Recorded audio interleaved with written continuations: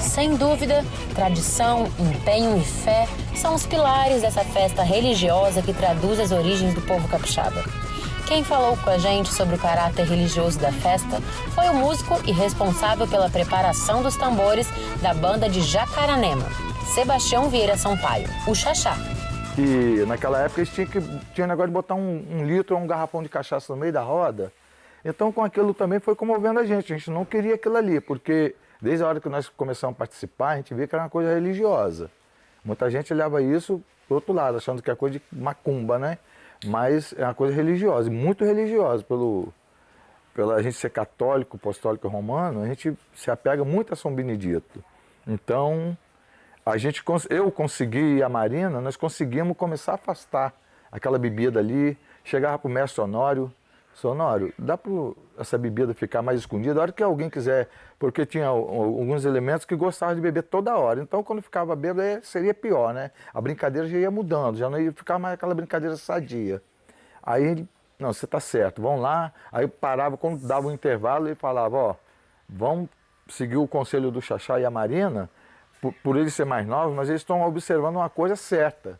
Esse aqui não pode ter na roda. Se alguém quer tomar um negocinho, vai lá escondido e bebe para dar bom exemplo para os outros que estão chegando, como ele e a esposa estão chegando, para dar um bom exemplo. Então, eles já são um bom exemplo. Então, vamos acatar isso. Aí acabou aquele negócio de cachaçada, aquelas coisas na roda. Bebia, mas ninguém via. Tempo Bom também conversou com a coordenadora da banda de Congo, Tambores de Jacaranema, que fez um panorama histórico da criação das 3 bandas.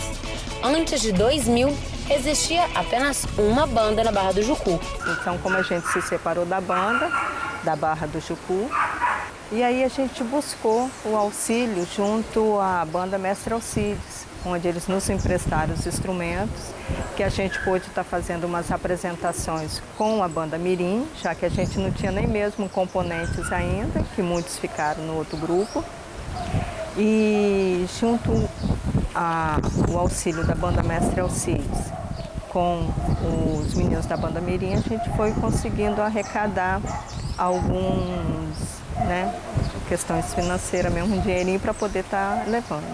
Mas ainda era muito pouco. Então a gente fez um primeiro arraiá chamado Arraiá de Gerações, ou seja, de gerações, onde o pessoal que ficou do nosso lado, os mais antigos, estavam ali junto, e os meninos da banda Mirim. Então eram gerações, e esse foi o novo do primeiro arraiá que o Tambor Jacaranema fez, onde a gente arrecadou um dinheiro, onde a gente pôde começar a dar o pontapé inicial. Juntamos na casa do Beto Pego, que hoje é o mestre da banda, 6 componentes: a vovó Darcy, a mamãe Dorinha, o Xaxá, eu e o Beto, na verdade, e a Cíntia Costa, né? E dali a gente sentou e falou assim, não, vamos nos organizar, vamos trabalhar e vamos montar o nosso grupo e procurar fazer ainda melhor do que a gente costumava fazer. E foi aí que a gente conseguiu, junto à questão, nós estávamos em ano eleitoral, a gente conseguiu os cachês, e ali a gente conseguiu um dinheiro, a gente pôde fazer todos os nossos uniformes, bandeira. Aí surgiu um convite também para a gente ir a São Paulo, fazer uma apresentação onde a gente conseguiu um valor ainda maior. E foi dessa forma que a gente conseguiu formar o nosso grupo com tudo nos seus, né? Cada detalhezinho, com bandeira de estandarte, com bandeira de mastro, com uniformes para a banda Mirim, uniforme para a banda adulto. E a questão maior foi os tambores, que a gente não estava conseguindo aquelas barricas tradicionais aqui no Espírito Santo. E foi aí que o meu irmão, trabalhando no supermercado, descobriu um local onde vendia vinho, e ali eles nos passaram um endereço em Santa Catarina. Então, os nossos tambores que a gente utiliza vieram, né, lá de Santa Catarina, e que a gente fez o batizado junto com o padre Solon. Antes de pintar e tudo mais, Solon foi e abençoou nossas barricas, que antes eram só barricas. E ali encoramos né? Botamos um couro de boi que trouxemos lá de Cariacica, a menina, a Cíntia, trouxe dentro do ônibus aquele mau cheiro todo, aquele couro. Deixamos de molho, encoramos tambores e aí pintamos e fizemos a nossa primeira fincada de mastro, que foi a primeira apresentação do tambor Jacaranema na Barra do Jucu, isso no ano de 2000.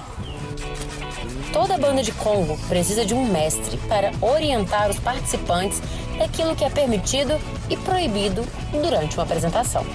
Tempo bom ouvir o depoimento do mestre Bochecha, que explicou pra gente sua função durante o cortejo. O mestre, a função dele é estar sempre ligado nas batidas, no jongo que vai ser cantado, entendeu? É passar a história, né, da cultura para os que estão vindo, né, porque isso é importante, né, porque nós perdemos nossos mestres, eu perdi 3 mestres na minha história de Congo, então hoje eu como mestre, eu tenho que passar tudo que eu aprendi com eles, né, que já se foram. Essa é a nossa história, é a história da cultura da Barra, né, do jongo, do mastro, é tradição, é calor humano, né, é cultura e nós temos que valorizar isso, né. Se ninguém valorizar a cultura, se deixar de ser valorizado, acaba, né, as coisas vão cair no esquecimento, né. Então os mestres estão aí para isso, para estar sempre deixando as coisas em dia, não deixar cair no esquecimento. Os jongos, né, que são vários, né, Tindolelê, Caiana, Moça Bonita, Iaiá, né, a gente tem que estar sempre com esses jongos na cabeça, para se não perder, né, não cair no esquecimento. E passar para os amigos, né, e passar a história. Nós também ouvimos mestre Vitalino, que nos falou sobre a importância da união das 3 bandas de Congo nesse momento histórico para todos. Esse dia maravilhoso hoje, que é a nossa festa de São Benedito, com as 3 bandas da Barra do Jucu reunidas, né? Um fato inédito e uma coisa bacana, uma coisa bonita, que isso daí que retrata a nossa alegria, e isso nos proporciona a dar continuidade nesse tipo de trabalho, na nossa arte, na nossa cultura, nessa referência que a gente representa no nosso estado. E eu, como barrense, né, poxa, vivido aí de muitos movimentos culturais, Bloco Surpresa, Quarta da Porca, e hoje o Congo aí continua mantendo a raiz, está enraizado isso daí, e hoje, nesse dia muito importante, nesse marco muito importante, né, das 3 bandas, está participando disso, isso é muito fantástico, é muito maravilhoso. E viva a nossa cultura, vamos valorizar isso tudo, vamos identificar de uma forma assim, está dando continuidade, está produzindo não só os instrumentos artesanais, tambor de Congo, alegorias, veste, alguma coisa assim, para não perder essa tradição, essa raiz que é muito importante, é muito focado, que é a nossa referência. Já era noite, quando o mastro chegou aos jardins da igreja, no ombro dos fiéis. O buraco cavado ficou rodeado de flores, aguardando o homenageado.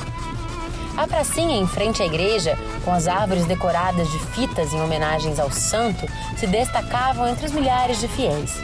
Sobre os ombros dos fiéis, o mastro chega ao local da fincada, ao som dos sinos que não param de tocar.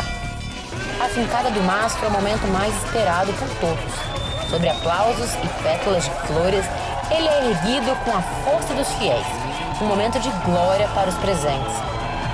Fogos de artifícios emolduraram o final da fincada com a oração coletiva dos presentes.